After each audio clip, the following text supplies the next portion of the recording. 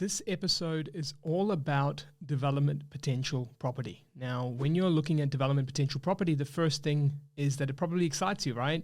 You're thinking about all the potential that you could have with a lot. Maybe you subdivide into 2, 3, 4, and then from there you go, hey, I have all this potential. Surely someone's going to pay more for it. It's going to be a great investment. And at the same time, I'm going to make lots of money, which is typically most of the reasons why many people jump into it. Now, here's the cool thing. I actually have built my portfolio to date, which is now at 17 properties at $12 million with no development potential properties. If you're on your first couple of properties and you're kind of thinking about this as a core part of your strategy, why not take a moment to pause and think, why hasn't Arjun done a whole bunch of this for his own property portfolio? How is it that he kept going and going and going and never once this crossed his mind heavily to go, I need to start looking at all this development potential stuff? Well, I'm going to go deep into that in this episode today, and actually why it should be a big it depends when you're thinking of it in your strategy. I'll also go through some of the things that agents actually look at and say, hey, I'm going to upsell this property and how you can avoid those traps with a couple of reviews of certain wording. And lastly, I'm going to say that, hey, when it does come into your portfolio, when could be a good time as to when to consider it.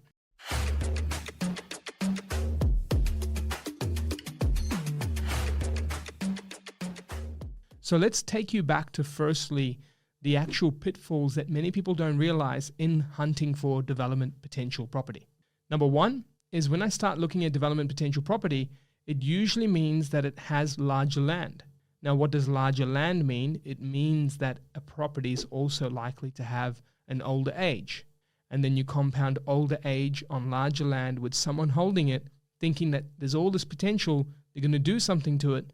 They're probably doing the minimal possible needed to be able to keep its upkeep going and maintain it. Because why would you go and spend money on the house that one day you might chop up and actually demolished and end up going to look at cutting it into multiple blocks? So you can see where I'm going with this. Now, the second part is we all know price is made up in the land, right? Now, with that land price being a core component, it actually means that the rental yield will not follow.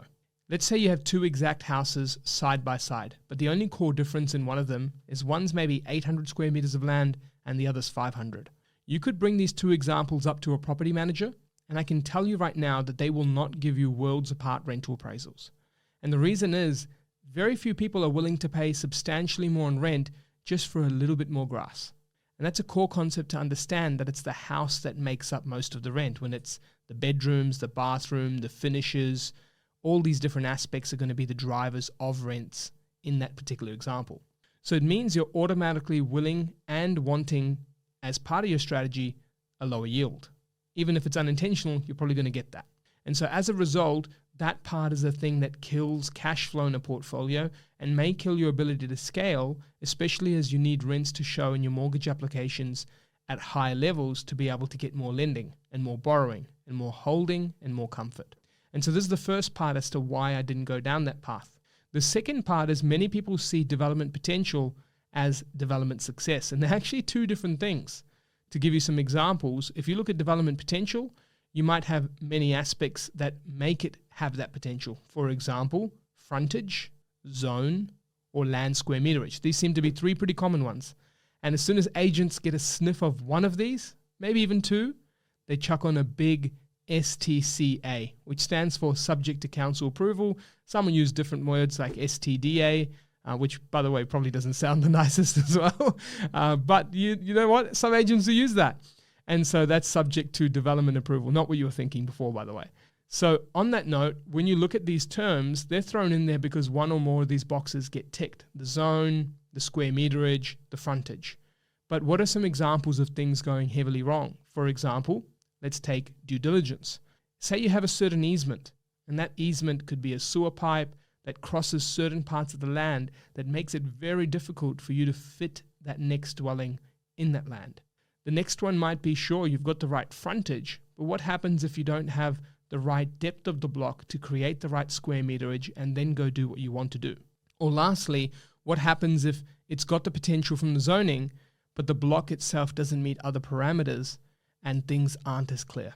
Do you think you can find out everything perfectly before you buy the property? Look, in some cases, with experience and time and knowledge of certain councils and certain relationships and certain speed, that might work. But that is not the majority of property investors. Heck, not even for me at high scale levels of a portfolio could I get this right every single time before buying an asset. And that's where many people actually get it wrong. Development potential does not always mean development success. And that's a key reason as to why I haven't gone down that path, because I don't want to buy something with all that potential. I don't want to buy something that holds back its rental yields, and I have to chip in a lot of money into it because it's likely not being kept up. And then all of a sudden, I don't have the development success. Two different things to look at. Also, when it comes to development success, it's not just the potential for it to be split and built on, is actually for its potential to be split, built on, and be profitable. It's a business, remember, it's not just a transaction. And so with business, you have profit margins, you have total spend, you have profits at the end of it, you have all the different people making money along the way. So they should, by the way, because they're providing a service. But when you think of all of these things coming together, what happens if the money isn't enough or right? What would the money against a ratio of stress, time, all weigh up to you just holding something, doing nothing to it, and it getting as much, or if not close to it? What's that difference? Now, the other thing with development potential that I haven't gone into yet, but I'll go into as well as a special bonus, is the fact that when you have markets that have that potential, it's likely that you need to study one deep. And so what does that mean? If winds and trends and data are changing for different areas, you might actually ignore that. Because let's just say there's a potential market in, say, the far north Queensland, and that's very attractive, and you start to look at that market and you go, hey, if I invest in this market, this could be great. Then all of a sudden, the development potential that you're learning wasn't that market. It was actually all to do with, say, South Australia. If you're in deep, years in, trying to learn that development part of South Australia, you might get the numbers right in terms of how much it takes to cut up, build, and get the right sourcing of sites. But if you can't nail that time and time again, and the market isn't moving, then you have that risk element of market not being moving in the right direction and not picking up the stock that you want to sell quickly or for as much as you thought. Whereas just someone who'd been following certain trends across different markets and not focusing heavily on the potential might be in a better position from their assets and the value of those assets growing without the headache, the time, and the effort to have to do all these things. And so these are just some of the reasons. Now, when you go into it, if you're excited about these strategies, but you start to go, well, I don't want a property I have to constantly upkeep. There's something between development potential and actually development doing, and I might not do it. And it just sounds cool to have and have on paper and say I bought a property with this potential. Thinking that you're going to on-sell it, but what happens if you actually paid those profits of the on-sell in the purchase price, thinking that because of its potential, you had to pay more anyway? So you can see where this is going. It's a lot easier said than done. And not saying that you can't do it, but if you're in a particular part of your investing journey where you want the most tried, tested, lowest risk, and likely most successful without the time, effort, and impacts that all come into the mix, as boring as it sounds, buy and hold has done that for me. And buy and hold is doing that for hundreds of my clients, many friends, family, and more. It's something that is tested for hundreds of years. And so the key here is that we don't have to constantly get this shiny object syndrome, because if you break down potential versus success, actual holding cost, rentability, rental yields, and property upkeep, combined with the thought of doing it and its potential versus doing it and paying the price for actually doing it but never doing it. Yeah, I just took you on a twist then, but that's the problem that many people have. So this is why in my portfolio, I haven't yet considered that. Keyword in that mix is haven't yet. And I'll talk to you about this yet concept. So I've talked about this in an episode in the past, and it's called portfolio phases. One of the core phases that I believe in is actually simplicity and wealth building. Now, when you're in simplicity and wealth building, in my aspect here, it's I wanted to get to this particular worth of over $10 million without going so deep in all the crazy strategies. And by worth, I'm not talking net worth, I'm talking just total assets. So yes, for all the haters out there, there's debt on those assets too, okay? But in terms of worth of assets, $10 million was the asset value or the pool of assets that I wanted to crack. And so in doing that, what I've been able to now look at is phase two. And phase two is when I start to move to assets that have various types of strategies or a type of return that is perfectly fit for where the portfolio wants to go from here. And you know what? It's still not development potential in my current phase. It's now moving on to commercial property. So as you can see, I'm taking it into that phase.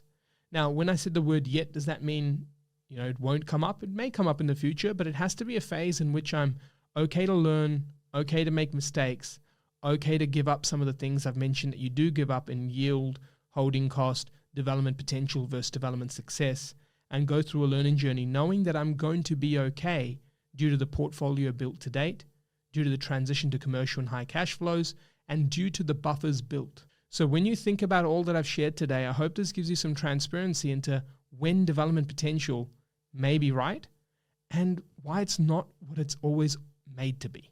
It's not as sexy as it sounds. There is a lot more that goes behind the scenes. And I hope that you don't have to feel like you have to solve it all overnight, because of the tried and tested strategies that I've deployed. Even after these purchases that I've made, I'm still not hunting down that potential just yet.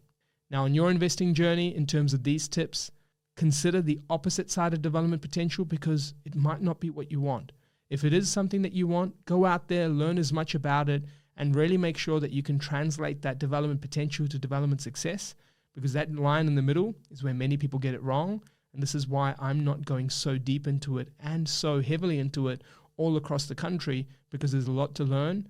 And instead of making mistakes and learning and constantly making mistakes with such expensive assets so early on in my journey, I want to set myself up for the future first and then be happy to make those mistakes down the track. I've got a particular story to share which will show you exactly what not to do. And this is what we call creating a brief. Now, a brief might be something internally for you to just decide on what it is that you want to buy moving forward. Now, this particular person is someone who reached out to our team and wanted to have a consultation, and it was their first time investing. And it was actually quite common for first time investors. The first thing they said was, I want subdivision potential, under market value, I want high cash flow, high growth, affordable prices under 500K, and then at the same time, I'd like it to be off market. You can tell that this person's watched, and it's not to their fault, a whole bunch of Facebook ads, a whole bunch of YouTube videos, and everything all at once came to them as this magical idea of a property. Now, we started chopping this down in a few areas. So, hey, if you wanted the subdivision potential, are you okay that it's a property on a bigger block of land and that too maybe a bit older? Oh no, I only want it to be in maybe 10 years or less because I don't want to have maintenance. Well, let me tell you where this goes wrong. So if you go back to the 1970s, 1980s, the average land square meterage in Australia was sort of at 700-800. You fast forward it now to the 2020s, which is a whole 50 years later. So it's actually not that long in the scheme of time, but that land square meterage is in the high 300s, low 400s, depending on which of the major cities you're in. What that means is we are urbanizing, we are making blocks smaller, we're trying to fit in the same city more. And so it likely means with that theory of age, that the newer properties are probably in the major cities on smaller blocks of land. And so it means automatically that the likeliness of potential for you to cut your property up and have little to no maintenance and upkeep and be in a newer property with high depreciation and everything together is pretty low. And so we chopped that part up. The second part was, well, I want it to be extremely under market value, super cheap, and really, really great in terms of a purchase price.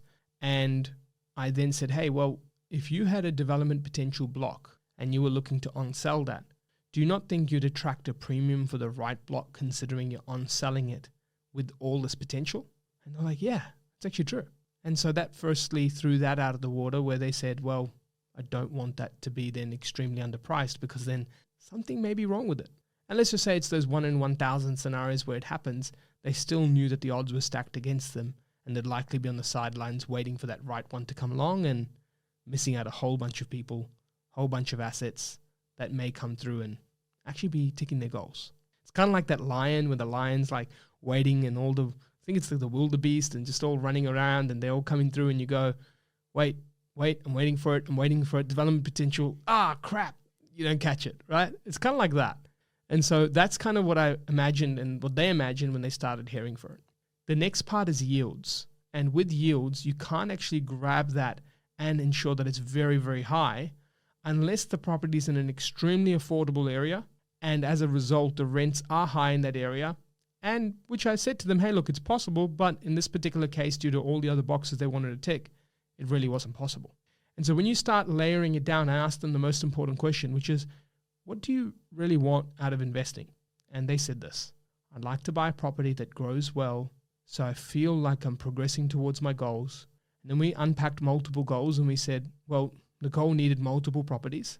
And then lastly, the goal needed properties with little to no debt.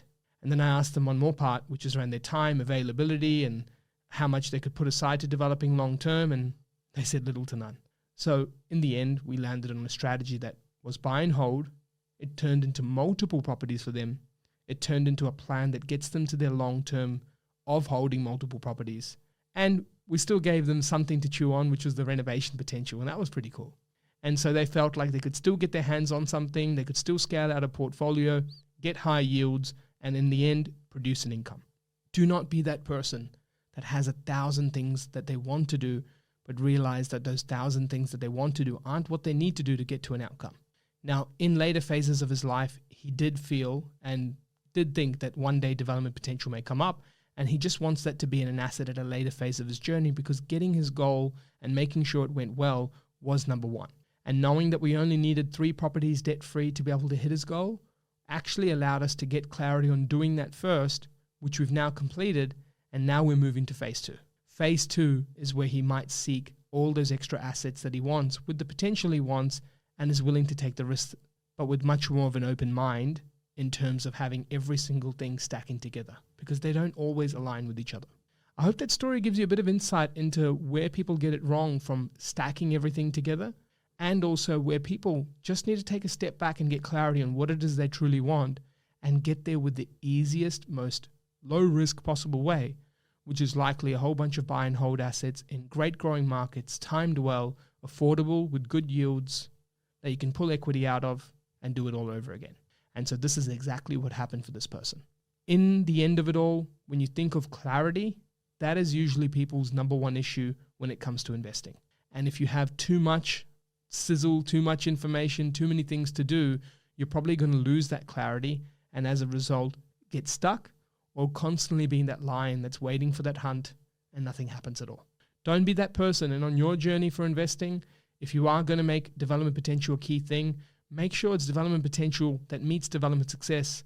Take that time to learn everything about it and go on and attack it, but realize that not all the boxes will be aligned at once due to the nature of some of the things I've shared with you today. Now, if you're looking at a point of where you want to end all the confusion in how you set your strategy, development potential, all these different things put to the side so you can just get absolute clarity on where it is you want to go and what it'll take to achieve it, and do things that are tried, tested, proven, jump on investorkit.com.au and have a free consultation with our team to be able to learn more about how tried, tested, and proven lower risk strategies can get you to phase 1 before you start to spread your wings into later phases of your journey. I'm Arjun, Head of Research at InvestorKit Buyers Agency, and see you on the next episode.